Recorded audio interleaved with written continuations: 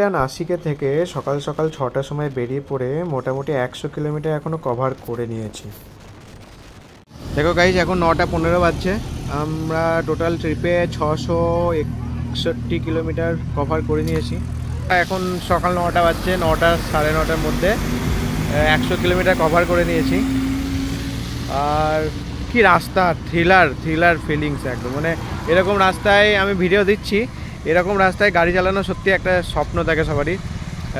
আর কত উঁচু পাহাড় দেখো, ওই যে গাড়িগুলো যাচ্ছে দেখো, এত উঁচু রাস্তা দেখো, এটা দিয়ে চড়তে হবে।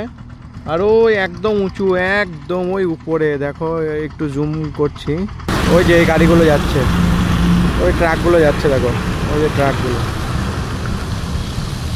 তো দারুণ মৌসুমটাও দারুণ একদম। আর আমরা এখানটা একটা হোটেলের কাছে দাঁড়ালাম একটু টিফিন করার জন্য।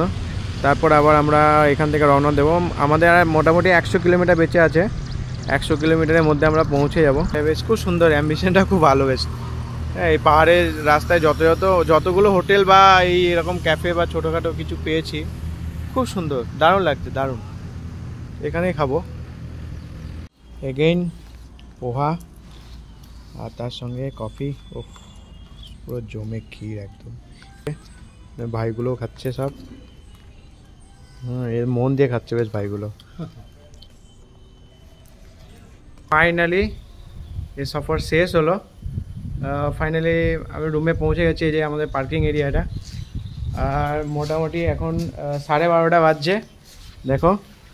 আর টোটাল 755 কিলোমিটার আমরা ড্রাইভ করে ঘুরেছি পুরো একদম। দারুণ মজা হলো, অ্যাডভেঞ্চার হলো, খুব সুন্দর এক কথায়। আর এই বর্ষার সময় এই রাস্তায়, পাহাড়ি রাস্তায় গাড়ি চালানোর এক্সপিরিয়েন্স খুব সুন্দর হলো। এই দেখো অরিওর মজা দেখো, আমাকে দেখে একদম 2 দিন দেখতে পাইনি। বাবু আয়, সোনা। হ্যাঁ নিয়ে এসছি, ব্যাস। আর যাবো না কি অবস্থা। বসে পড়ো।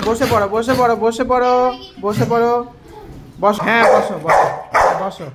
ঠিক আছে, এবার তোমাকে নিয়ে যাবো, এরপর থেকে তোমাকে নিয়ে যাবো। ঠিক আছে।